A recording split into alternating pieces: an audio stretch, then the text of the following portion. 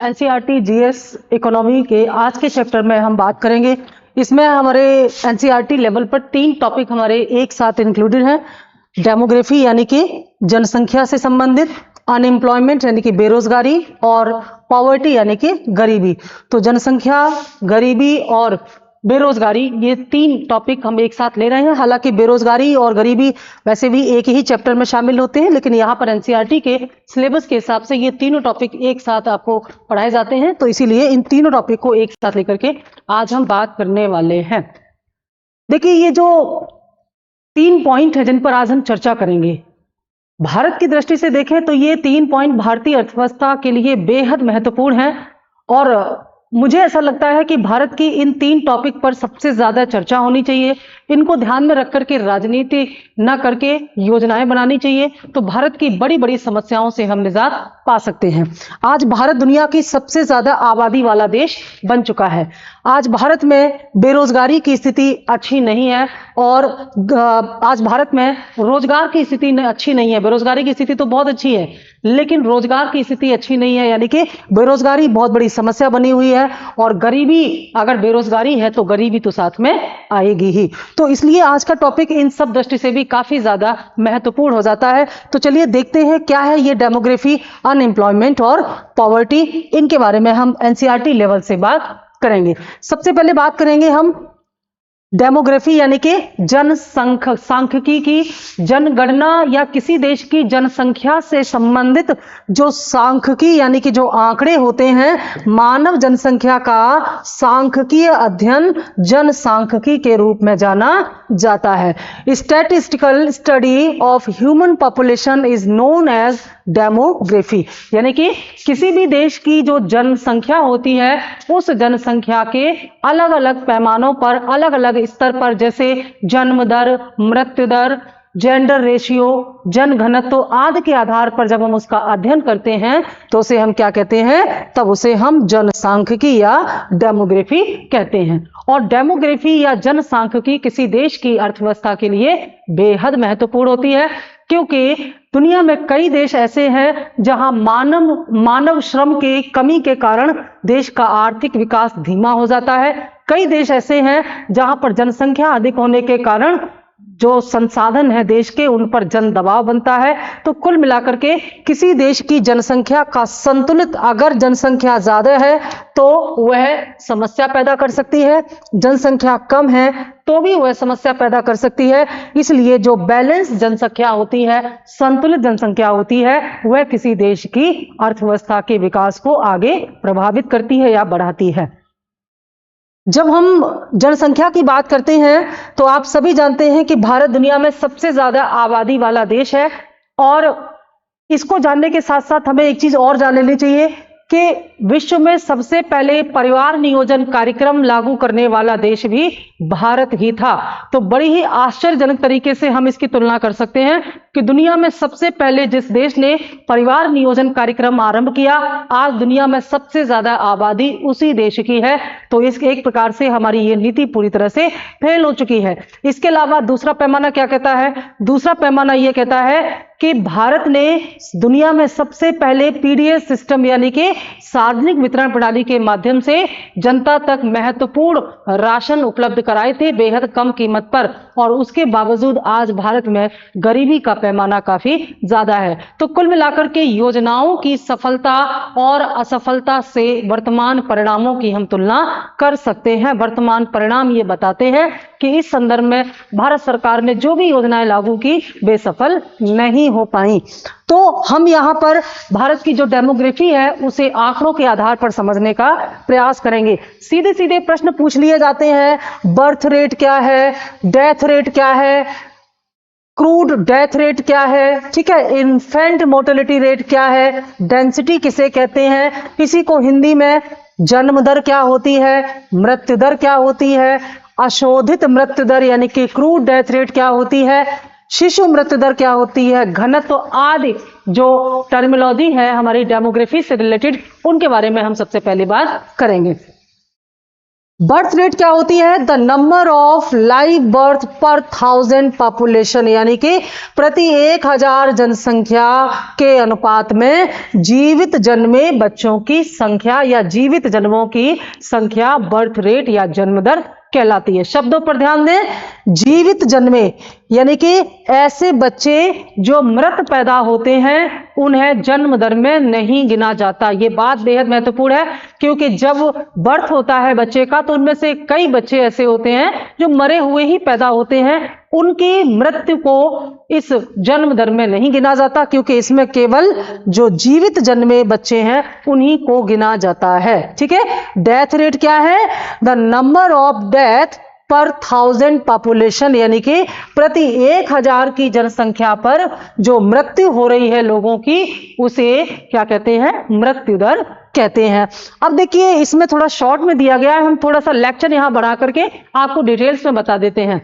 ये जो मृत्यु दर होती है इसके अलग अलग कारण होते हैं, लेकिन इसके जो ऐसे कारण हैं जो आयु से संबंधित है या किसी विशेष कारण है, उनको अलग अलग गणना की जाती है। उसी आधार पर मृत्यु दर को अलग अलग भागों में बांटा गया है। जैसे शिशु मृत्यु दर, ठीक है, शिशु मृत्यु दर, इसको क्या बोलते हैं? Infant mortality rate. शिशु मृत्यु दर को इंग्लिश में क्या कहते हैं? Infant mortality rate. क्या होता है? The number of death of infants under as 1 पर 1000 लाइव बर्थ, यानी कि जो बच्चे हैं, ऐसे बच्चे जिनकी उम्र अभी 1 साल पूरी नहीं हो पाई है, ध्यान से समझिएगा, जीवित पैदा होने के बाद 1 साल पूरा करने से पहले ही जिन बच्चों की मृत्यु हो जाती है, ऐसे बच्चों की मृत्यु को हम क्या कहते हैं? शिशु मृत्यु दर या इन्फेंट मोर्टेलिटी रेट कहते हैं। ये प्रश्न कई बार आया है। दूसरा शब्द यहां पर क्या आता है? बाल मृत्यु दर। यहां पर इसको जोड़ा नहीं गया, हम अलग से आपको बता रहे हैं। बाल मृत्यु दर यानी कि चाइल्ड मोर्टेलिटी रेट। तो बाल मृत्यु दर क्या है इसको समझिएगा। शिशु मृत्यु दर में 1 वर्ष से कम आयु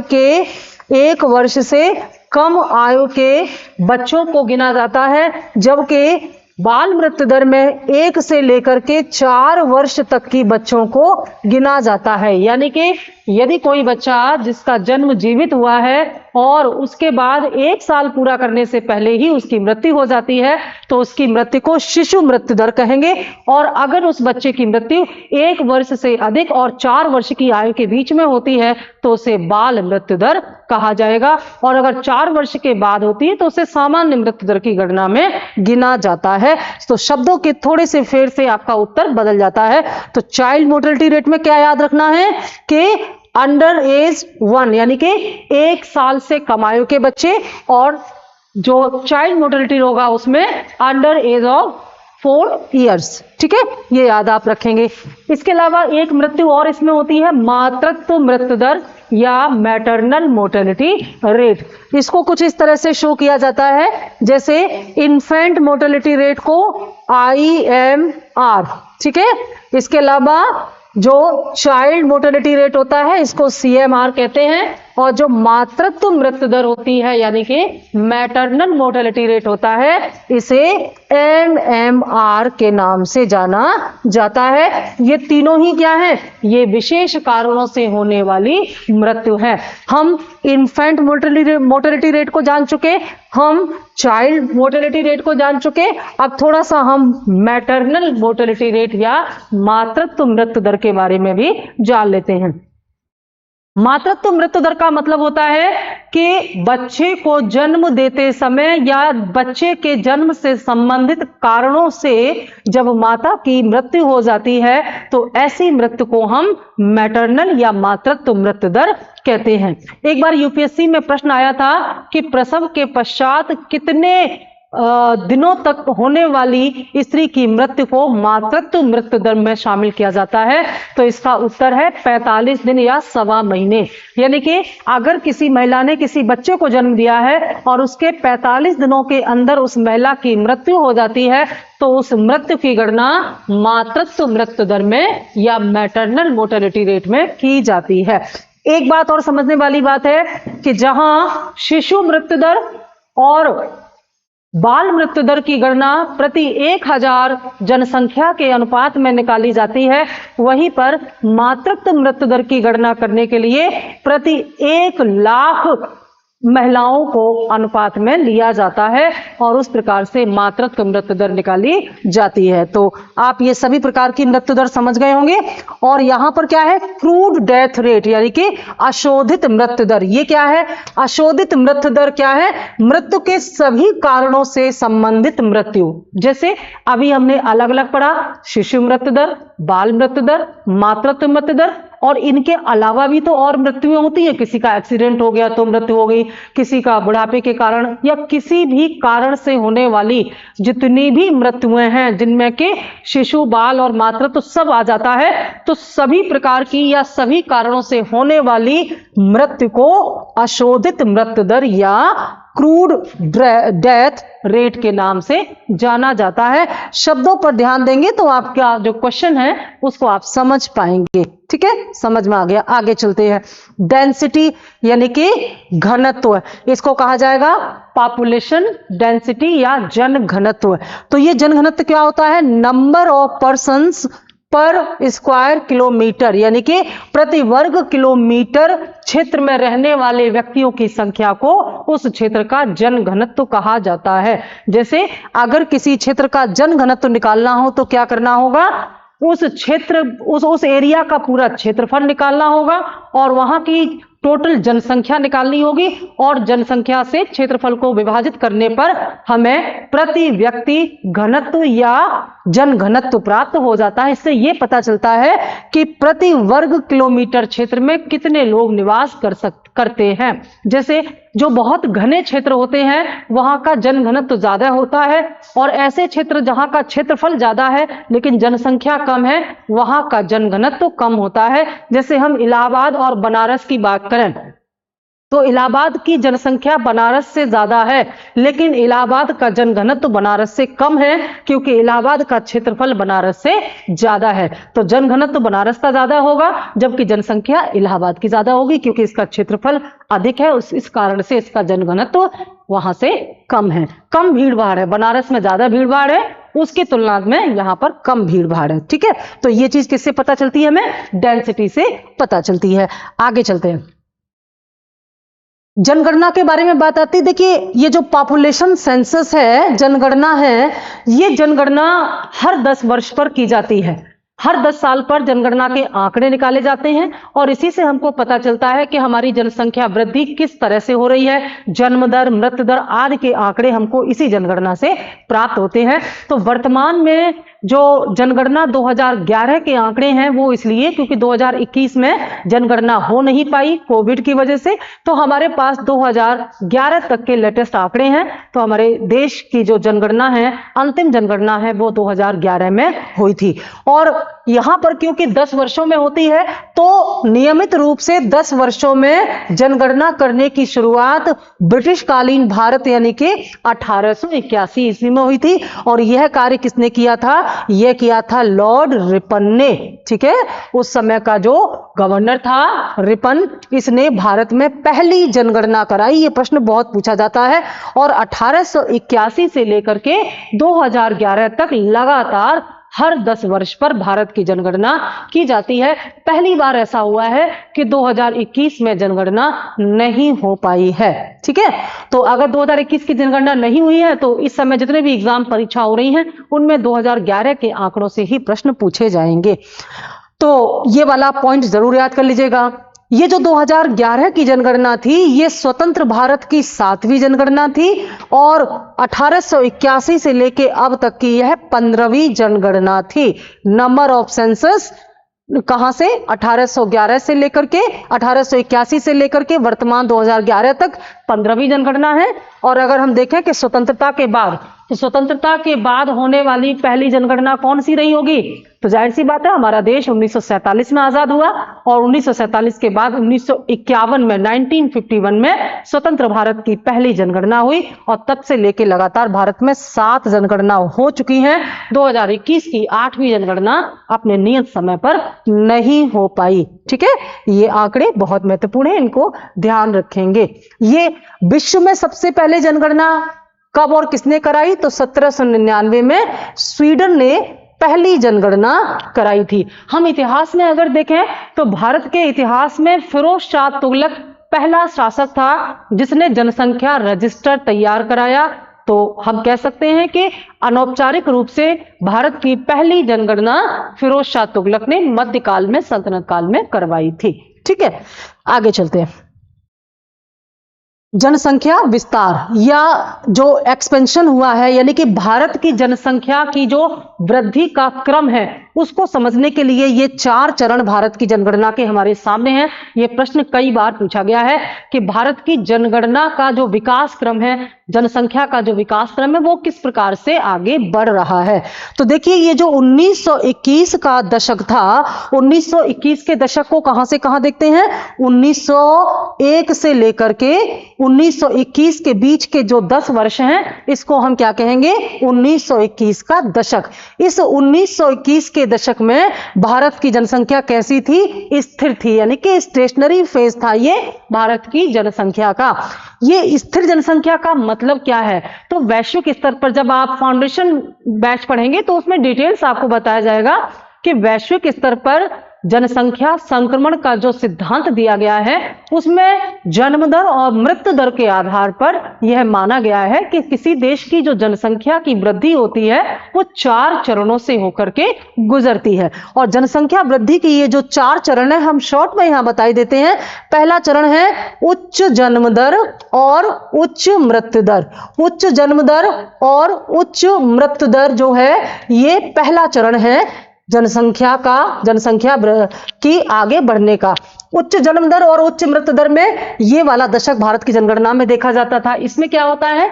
बड़ी मात्रा में बच्चों के जन्म होते हैं, और क्योंकि देश उस समय आर्थिक स्थिति अच्छी नहीं होती, स्वास्थ्य स्थिति अच्छी नहीं होती, तो मृत्यु दर भी काफी ज्यादा होती है। तो बड़ी मात्रा में लोगों का जन्म होता है, बड़ी मात्रा में मृत्यु होती है। परिणाम स्वरूप जो जनसंख्या रह जाती है वह कैसी होती है? स्थिर, यानी कि यहां पर जनसंख्या वृद्धि ज्यादा तेजी से नहीं होती, स्थिर रहती है। लेकिन यह आदर्श स्थिति नहीं मानी जाती, क्योंकि इसमें मृत्यु दर अधिक होने के कारण लोगों का जीवन काल छोटा होता है और ऐसे देश में मानव श्रम की कमी हो जाती है। आज हमारे अफ्रीकी महाद्वीप में बहुत सारे देश इस चरण को फेज कर रहे हैं। यह देखा गया है सामान्यतया कि जो गरीब देश होते हैं, जो अल्प विकसित या अविकसित देश होते हैं, उनकी जनसंख्या में यह चरण देखा जाता है, जहां उच्च जन्म दर और उच्च मृत्यु दर के कारण जनसंख्या स्थिर तो रहती है लेकिन स्थिति अच्छी नहीं होती, और ऐसे देशों में बच्चों की संख्या ज्यादा होती है। कुल जनसंख्या में सबसे ज्यादा अनुपात बच्चों का होता है,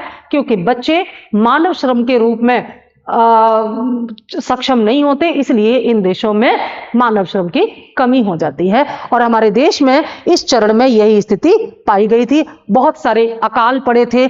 इसी बीच में प्रथम विश्व युद्ध हुआ था।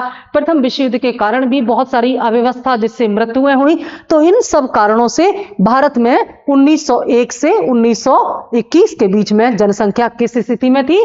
स्थिर चरण या स्टेशनरी फेज में थी। ठीक है, टैली करने के लिए प्रश्न आते तो आपको पता होना चाहिए। फिर 1921 के बाद जब अगली जनगणना हुई, 1921 की आंकड़े आए, तो उसके बाद देखा गया कि फिर हमारी जनगणना में जनसंख्या में परिवर्तन हो रहा है। ये परिवर्तन कैसा था? कॉन्स्टेंटली राइज, यानी कि अब हमारे देश की जनसंख्या लगातार बढ़ रही, यानी कि निरंतर वृद्धि के दशक थे ये। 1921 से लेकर के 1951 तक का जो 1921 का दशक है ना, इसे भारत की जनगणना के संदर्भ में महान विभाजक दशक भी कहा जाता है, क्योंकि 1921 के बाद फिर भारत की जनसंख्या में निरंतर वृद्धि हुई है, जबकि इसमें माइनस वृद्धि हुई थी, यानी कि मृत्यु दर जो है वो जन्म दर से भी ज्यादा हो गई थी। पर उसके बाद यहां पर जनसंख्या लगातार बढ़ती रही है, लेकिन बढ़ने के चरण भी, क्रम भी अलग अलग थे, इसलिए इनको 3 फेज में फिर से बांटा गया है। तो कॉन्स्टेंटली राइज का मतलब है कि भारत की जनसंख्या निरंतर बढ़ रही थी 1921 से 1951 के बीच में, यानी कि ये जो हमारा 1951 की जनगणना के जो आजादी के बाद होने वाली पहली जनगणना थी, इनके आंकड़ों में पाया गया कि भारत की जनसंख्या निरंतर बढ़ रही है। ठीक है। इसके बाद आता है तीसरा चरण पॉपुलेशन एक्सप्लोजन। एक्सप्लोजन शब्द इस्तेमाल किया गया है, यानी कि विस्फोट। यह प्रश्न कई बार पूछा गया है कि भारत की जनगणना के संदर्भ में जन विस्फोट का चरण कौन सा था। तो जन विस्फोट का चरण था 1951 से लेकर के 1981, 1951 से लेकर के 1981 के बीच का जो ये एक समय था, इस समय भारत की जनसंख्या में बहुत तीव्र वृद्धि हुई और यह वृद्धि इतनी तीव्र थी कि इसे विस्फोट का नाम दिया गया। हर 10 साल पर बड़ी मात्रा में नई जनसंख्या हमारे देश में जुड़ती जा रही थी। इसके पीछे कारण यह था कि मृत्यु दर में तेजी से कमी आई, लेकिन जन्म दर में कमी नहीं आई। मृत्यु दर में कमी के पीछे कई कारण थे, जैसे अब भारत सरकार जो है, अब ब्रिटिश सरकार के अलावा भारत सरकार भारत के लोगों के खान पान पर, उनके स्वास्थ्य पर ध्यान दे रही थी। भारत को इसी बीच भारत में क्या हुआ था, इसी बीच भारत में हरित क्रांति आई, ग्रीन रेवोल्यूशन हुआ। इस हरित क्रांति ने हमें अनाज के मामले में आत्मनिर्भर बनाया। तो अब भूख से मरने वाले लोगों की संख्या कम हुई, अकाल और भूखमरी जैसी समस्याएं कम हुई, इससे मृत्यु दर में कमी आई, स्वास्थ्य सेवाएं भी पहले से उन्नत हुई। तो इन सब कारणों से इन दशकों में भारत में मृत्यु दर में तेजी से कमी आई, लेकिन जन्म दर में कोई कमी नहीं आई। इस वजह से जनसंख्या विस्फोट का चरण ये तीसरे चरण में हमें दिखाई देता है। और इसी समय ये देखेंगे कि इंदिरा गांधी सरकार ने भारत की पहली जनसंख्या नीति तैयार की और इस जनसंख्या नीति में उन्होंने ये कहा कि अब भारत की जनसंख्या को नियंत्रित करना जरूरी है। अगर इसी प्रकार से जनसंख्या बढ़ती रही तो एक दिन ये विकराल रूप धारण कर लेगी। ठीक है, तो यहीं पर 1976 में भारत की पहली जनसंख्या नीति इंदिरा गांधी सरकार ने बनाई। हालांकि यह नीति सफल नहीं हो पाई, लेकिन प्रयास किया गया जनसंख्या को नियोजित या नियंत्रित करने का इसी दशक में। यह बहुत महत्वपूर्ण है। ठीक है, उसके बाद फिर अगला जो चरण आता है वो क्या है, 1981 से 2011। 1901 से लेकर के 2011 तक के वर्षों का भारत में किस प्रकार से जनसंख्या में परिवर्तन हुआ वो यहां पर दिया गया है। तो 1981 यहां पर हो गया, उसके बाद से लेकर के 2011 तक भारत की जनसंख्या किधर जा रही है, डिक्लाइनिंग ऑफ पॉपुलेशन, यानी कि भारत की जनसंख्या में गिरावट हो रही है। यानी कि भारत की जनसंख्या यद्यपि विश्व में सबसे ज्यादा है, लेकिन जन्म दर में पहले से कमी आ रही है। तो हम कह सकते हैं कि घटती हुई वृद्धि दर के साथ अधिक जनसंख्या आज हमारी स्थिति है। हालांकि अब निरंतर ये क्या हो रही है, कम हो रही है। तो उम्मीद की जा रही है कि अगले आंकड़ों में हमारी भारत की जनसंख्या में गिरावट का ये जो दौर है और तेजी से होगा और फिर धीरे धीरे हम एक संतुलित जनसंख्या की स्थिति में पहुंच जाएंगे। क्योंकि अगर देश को विकसित बनाना है तो जनसंख्या का संतुलित होना बहुत जरूरी है। संतुलित जनसंख्या किसी देश के लिए वरदान हो सकती है, जबकि असंतुलित जनसंख्या किसी देश के लिए अभिशाप बन सकती है। इस बात को यहां पर हमें याद रखना है। ये बार बार इसको देखिएगा, रिवाइज करिएगा, बहुत महत्वपूर्ण है। अब आते हैं हम जनसांख्यिकीय संरचना की। यहां पर जनसांख्यिकीय संरचना में हमें जो सबसे ज्यादा ध्यान देना होगा वो हमारा ये वाला ग्राफ है। इसमें बताया गया है कि एथनिक आधार पर भारत के कितने % लोग किस ग्रुप में आते हैं। हम इसको कह सकते हैं भाषा के आधार पर, स्थानीय स्तर पर। ठीक है, तो भारत में सबसे ज्यादा लोग जो हैं वो ये बंगाली बोलते हैं। जो क्षेत्रीय भाषा हैं उनमें सबसे ज्यादा भाषा बोलने वाले लोग कौन हैं, बंगाली हैं, 8% लोग। उसके बाद भोजपुरी भाषा 7.2% लोग बोलते हैं। मराठी भाषा 6.9% लोग बोलते हैं। तेलुगु भाषा बोलने वालों की संख्या है 6.7%। राजस्थानी बोलने वालों की संख्या है 6.2%। मैथिली भाषा बोलने वालों की संख्या है 5.8%। तमिल भाषा बोलने वाले हैं 5.7%। अवधी बोलने वालों की संख्या है 5.6%। गुजराती बोलने वालों की संख्या है 4.5%। और ये जो कन्नड़ भाषा है, कन्नड़ बोलने वालों की संख्या है 3.6%। पंजाबी भाषा बोलने वाले कुल हमारे देश में हैं 3.3%, उड़िया भाषा बोलने वाले हैं 3.1%, मलयाली भाषा बोलते हैं 2.9% लोग, और हिंदी बोलने वाले हैं 2.8%। तो यहां पर हम देखते हैं सब भाषा के आधार पर क्षेत्रीय स्तर पर सबसे ज्यादा बोले जाने वाली भाषा बंगाली भाषा है, और 27.7% लोग अदर लैंग्वेज बोलते हैं। इस आधार पर यहां जनगणना का विभाजन किया गया है।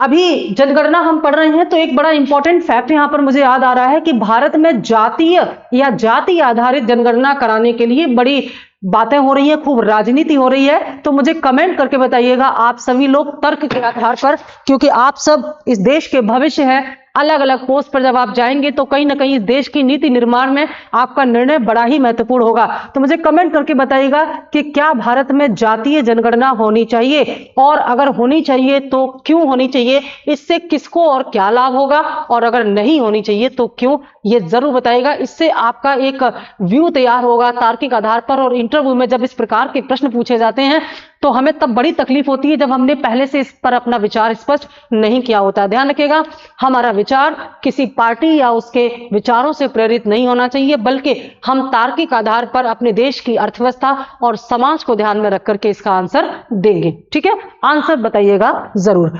अब हम आ जाते हैं गरीबी पर। मैंने बताया था एनसीईआरटी के आधार पर सिलेबस यहां पर तैयार किया गया है। अगर हम डिटेल्स में पढ़ेंगे फाउंडेशन बैच में तो काफी ज्यादा डिटेल्स है जनसंख्या चैप्टर की और इन सभी की, पर यहां एनसीईआरटी के हिसाब से शॉर्ट में आपके सामने लाया गया। ठीक है, गरीबी या पॉवर्टी क्या है? गरीबी, वैसे तो गरीबी को किसी परिभाषा की जरूरत नहीं होती है, लेकिन फिर भी भारत सरकार ने एक परिभाषा बनाई है। मैंने अपने पिछले वीडियो में आपको बताया था कि भारत में पंचवर्षीय योजनाओं के अंतर्गत किस पंचवर्षीय योजना में गरीबी हटाओ का नारा दिया गया था। तो अगर वो वीडियो नहीं देखा है तो देख लीजिए, और अगर देखा है तो कमेंट करके बताइए कि भारत की वो कौन सी पंचवर्षीय योजना थी जिसमें पहली बार गरीबी हटाओ का नारा दिया गया था। ठीक है, तो इसका परिचय क्या है, इंट्रोडक्शन क्या है? It's defined by calorie intake. यहां पर जो डेफिनेशन दी गई है गरीबी की वो किसके आधार पर? वो कैलोरी सेवन के आधार पर, कैलोरी इंटेक। और हमको कैलोरी किससे मिलती है? भोजन से, यानी कि भोजन के उपयोग के आधार पर यह तय किया जाता है कि भारत में कौन व्यक्ति गरीब है और कौन नहीं। कुल मिलाकर के कैलोरी मापन, कैलोरी भोजन से मिलती है, भोजन पैसे से मिलता है, तो बाद में इसको पैसे में कन्वर्ट कर दिया जाता है, जिसे हम प्रति व्यक्ति उपभोग व्यय कहते हैं। ठीक है, तो कैलोरी इंटेक गरीबी की परिभाषा को निर्धारित करता है। सामान्यतः गरीबी को दो भागों में बांटा गया है। एक है एब्सोल्यूट पॉवर्टी यानी कि पूर्ण गरीबी, और पूर्ण गरीबी यानी कि इसको कहते हैं निरपेक्ष गरीबी। इसको हम कह सकते हैं निरपेक्ष गरीबी, निरपेक्ष गरीबी, एब्सोल्यूट पॉवर्टी। और दूसरा है रिलेटिव पॉवर्टी यानी कि सापेक्ष गरीबी। तो सामान्यतः गरीबी के दो भाग हो गए, कौन कौन से? निरपेक्ष और सापेक्ष। निरपेक्ष गरीबी में क्या होता है? निरपेक्ष गरीबी में एक गरीबी की रेखा बना दी जाती है कैलोरी के आधार पर, और जो लोग उस न्यूनतम कैलोरी को भी प्राप्त नहीं कर पाते हैं उन्हें गरीबी रेखा के नीचे यानी कि बिलो पॉवर्टी लाइन बीपीएल में गिना जाता है। भारत सरकार के अनुसार यह निर्धारित किया गया है तमाम कमेटियों के सुझाव के आधार पर कि ग्रामीण क्षेत्र में 2400 कैलोरी प्रति व्यक्ति प्रतिदिन और शहरी क्षेत्र में 2100 कैलोरी प्रति व्यक्ति प्रतिदिन ये माना गया है कि ये न्यूनतम गरीबी का पैमाना है, और ये बड़ा ही निर्मोही पैमाना है। व्यक्तिगत रूप पर मुझे बड़ा इस पर तकलीफ होती है कि अगर हमारे देश में कोई व्यक्ति 2400 कैलोरी से अधिक का सेवन करता है ग्रामीण क्षेत्र में तो उसे गरीब नहीं माना जाएगा, और अगर शहरी क्षेत्र में 2100 कैलोरी से ज्यादा उसको उपभोग करता है तो गरीब नहीं माना जाएगा। यानी कि मात्र भोजन से मिलने वाली कैलोरी को ही गरीबी का आधार माना गया है।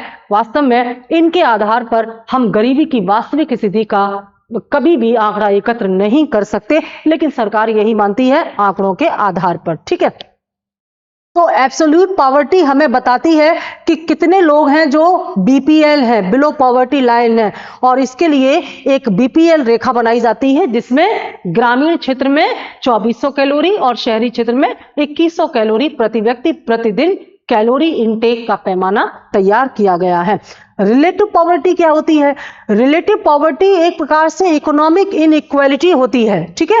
इकोनॉमिक इनइक्वालिटी यानी कि आर्थिक असमानता के आधार पर यह देखा जाता है कि तुलनात्मक रूप से कौन कम गरीब है और कौन ज्यादा गरीब है, यानी कि कौन अपेक्षाकृत गरीब है। जैसे विभिन्न वर्गों की आपस में तुलना की जाएगी और उससे यह पता किया जाएगा कि एक वर्ग की अपेक्षा दूसरा वर्ग कितना गरीब है या गरीब नहीं है। तो वास्तव में गरीबों की एब्सोल्यूट संख्या हमें इसी एब्सोल्यूट पॉवर्टी से ही पता चलती है। इसलिए सरकारी आंकड़े जो हैं, देखिए गरीबी के आंकड़े बहुत महत्वपूर्ण हैं क्योंकि इन्हीं आंकड़ों के आधार पर हमारे देश में गरीबी निवारक योजनाएं चलती हैं, कल्याणकारी योजनाएं चलती हैं। अगर ये आंकड़े गलत होंगे तो योजनाएं भी गलत हो जाएंगी और जनता तक उनकी पहुंच नहीं हो पाएगी। तो सामान्यतः ये जानना जरूरी होता है कि भारत में कितने % आबादी है जो गरीबी रेखा के नीचे निवास करती है, तो वो हमें इस एब्सोल्यूट पॉवर्टी से पता चलता है। गरीबों की वास्तविक संख्या इसी से पता चलती है, ठीक है, ये तुलनात्मक गरीबी से। आगे बढ़ते हैं। अब ये जो गरीबी का आकलन है भारत में, इसके बारे में कुछ यहां पर तथ्य दिए गए कि भारत में गरीबी का आकलन कैसे किया जाता है। तो मैंने आपको बताया मिनिमम कैलोरी कंजप्शन, यानी कि यह प्रश्न पीसीएस में पूछा गया था कि भारत में गरीबी की माप कैसे की जाती है। तो न्यूनतम कैलोरी खपत, मैंने बताया था न्यूनतम कैलोरी खपत या मिनिमम कैलोरी कंजप्शन जो है ये हमारे देश में गरीबी रेखा का अनुमान लगाता है या गरीबी का आकलन करता है। और ये क्या है? ये है food with 2400 calories in rural person और 2100 कैलोरी फॉर अर्बन पर्सन, यानी कि ग्रामीण क्षेत्र में प्रति व्यक्ति 2400 कैलोरी प्रति व्यक्ति प्रतिदिन 2400 कैलोरी और शहरी क्षेत्रों में 2100 कैलोरी प्रति व्यक्ति प्रतिदिन। ये जो अंतर ग्रामीण और शहरी क्षेत्रों में किया गया है वो इसलिए कि ग्रामीण क्षेत्र के जो लोग होते हैं वे बहुत मेहनत का काम करते हैं, इसलिए उनकी डाइट ज्यादा होती है तो उन्हें ज्यादा कैलोरी की जरूरत है, जबकि शहरी क्षेत्र में ज्यादातर जो काम है वो उतना श्रम वाला नहीं होता, इसलिए उनके लिए कम कैलोरी रखी है, ठीक है। तो 2400 और 2100 कैलोरी के साथ यहां पर गरीबी रेखा का निर्धारण किया जाता है और उसके बाद इस कैलोरी को कन्वर्ट किया जाता है किसमें?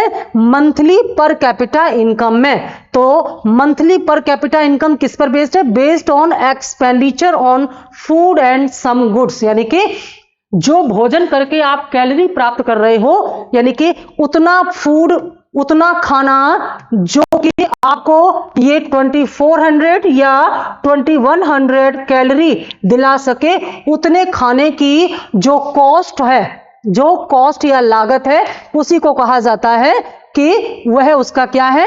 Expenditure on food and some goods, यानी कि भोजन पर किया जाने वाला जो मासिक प्रति व्यक्ति व्यय है उसके आधार पर देखा जाता है कि हर महीने हर व्यक्ति अपने खाने पीने पर कितना खर्च करता है। अगर वह न्यूनतम उतना खर्च करता है कि जिससे कि प्रतिदिन 2400 या 2100 कैलोरी प्राप्त किया जा सके, दैट मीन्स वह बीपीएल नहीं है, गरीबी रेखा के नीचे नहीं है, उसे गरीब हमारे देश में नहीं माना जाता, ठीक है। दूसरा इसमें क्या है? Head count method. Head count method क्या करता है? ये गरीबी रेखा के नीचे यानी कि बिलो पॉवर्टी लाइन लोगों के सिर गिनने वाला सिद्धांत है, हेड काउंट मेथड। और इस हेड काउंट मेथड का अपोज किया था डॉक्टर अमर्त्य सेन ने, जिन्होंने भारत में अर्थशास्त्र का नोबेल पुरस्कार सबसे पहले प्राप्त किया था। तो इन्होंने ये कहा कि गरीबों के सिर गिनने वाला ये जो नियम है वास्तव में ये सही नहीं है, क्योंकि बीपीएल के द्वारा जब हम गरीबी रेखा की माप करते हैं तो उस बीपीएल से नीचे सभी लोगों का सिर गिन लेते हैं और उसे परसेंटेज में दिखा करके गरीबी का अनुपात निकाल दिया जाता है, जबकि यह बिल्कुल सही नहीं है।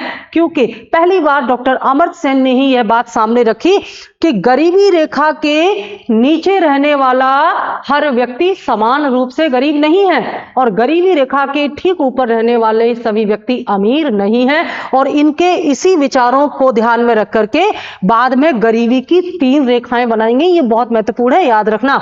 गरीबी की 3 रेखाएं कौन कौन सी? एपीएल, बीपीएल पहले से ही था और AAY। यहाँ पर APL का मतलब है एबव पॉवर्टी लाइन, यानी कि गरीबी रेखा से ठीक ऊपर, और BPL मतलब बिलो पॉवर्टी लाइन, गरीबी रेखा से नीचे, और अंत्योदय अन्न योजना AAY का मतलब है अंत्योदय अन्न योजना वाले परिवार। भारत सरकार ने ऐसे लोग जो कि हमारे समाज के सबसे अंतिम छोर, यानी कि ऐसे लोग हैं जिन तक कोई सहायता नहीं पहुंच पा रही और ये बेहद गरीब हैं, उनके लिए अंत्योदय अन्न योजना शुरू की थी। तो इन लोगों को भी माना गया कि ये तीसरी कैटेगरी के गरीब हैं, जो कि सबसे ज्यादा गरीब हैं। और इसी आधार पर भारत में 3 प्रकार के राशन कार्ड जारी किए गए। ध्यान रखिएगा, मैंने अभी जब क्लास शुरू किया था तो आपको बताया था कि भारत में विश्व में सबसे पहले सार्वजनिक वितरण प्रणाली यानी कि पब्लिक डिस्ट्रीब्यूशन सिस्टम PDS हमारे देश में ही शुरू किया गया था। और ये PDS वही योजना है जिसके अंतर्गत राशन कार्ड धारकों को सरकार बेहद कम कीमत पर महत्वपूर्ण राशन उपलब्ध कराती है। जब डॉक्टर अमर्त्य सेन ने इस हेड काउंट मेथड का विरोध किया तो इन्होंने एक दूसरा तरीका बताया जिसे कहा गया डेंसिटी ऑफ जो यानी कि गरीबी की गहनता का सिद्धांत। इन्होंने कहा कि जो गरीबी है, डेंसिटी ऑफ पॉवर्टी है, उसको ध्यान में रख करके गरीबी की रेखा बनाई जानी चाहिए। इसी को MPI का नाम दिया गया, मल्टी डायमेंशनल पॉवर्टी इंडेक्स, जिसे बाद में जो अंतरराष्ट्रीय स्तर पर मानव विकास सूचकांक है HDI है उसमें शामिल किया गया। भारत में ये मल्टी डायमेंशनल पॉवर्टी इंडेक्स जो है इसे 1997 में ही पहली बार शुरू कर लिया गया था, लेकिन इसे शुरू कहां किया गया? केवल राशन कार्ड के माध्यम से। इसीलिए 1997 के बाद भारत में 3 प्रकार के राशन कार्ड बनाए जाते हैं। इससे पहले केवल एक प्रकार का राशन कार्ड होता था जिसे BPL कहते थे, लेकिन वर्तमान में 3 प्रकार के राशन कार्ड होते हैं। कौन कौन से होते हैं हम यहां पर नोट कर दे रहे हैं। एक होते हैं APL परिवारों के लिए, और इनका कलर कैसा होता है, कैसे पहचानेंगे? ये येलो कलर के होते हैं, ठीक है। दूसरे होते हैं, सॉरी, ये APL जो होते हैं ये व्हाइट होते हैं, सफेद होते हैं, ठीक है, इसको ध्यान रखिएगा। जो APL के कार्ड होते हैं ये व्हाइट होते हैं। BPL के जो कार्ड होते हैं ये येलो कलर के यानी कि पीले रंग के होते हैं। और जो AAY कैटेगरी के लोगों को कार्ड दिए जाते हैं वे पिंक या डार्क पिंक, जैसे आप रेड भी कह सकते हैं बट वो पिंक ही होता है, तो पिंक कलर का, यानी कि APL कार्ड धारकों को सबसे अधिक कीमत पर राशन दिया जाता है और AAY कार्ड धारकों को सबसे कम कीमत पर राशन दिया जाता है, क्योंकि डॉक्टर अमर्त्य सेन के सिद्धांत के आधार पर यह माना गया कि गरीबी रेखा के नीचे के सभी लोग समान रूप से गरीब नहीं होते। जो बहुत गरीब हैं, सबसे अंत में हैं, उनको बेहद कम कीमत पर दिया जाएगा। BPL को उनसे थोड़ी ज्यादा कीमत पर दिया जाएगा, और APL जो कि अब तक की गरीब माने ही नहीं जाते थे, गरीबी रेखा से ठीक ऊपर के लोग, इनको भी राशन कार्ड के माध्यम से राशन दिया जाएगा, लेकिन इनकी कीमतें BPL से ज्यादा होंगी। तो 3 प्रकार के राशन कार्ड हमारे देश में चले आ रहे हैं, व्हाइट कलर, येलो कलर और डार्क पिंक कलर, ठीक है। तो इन तीनों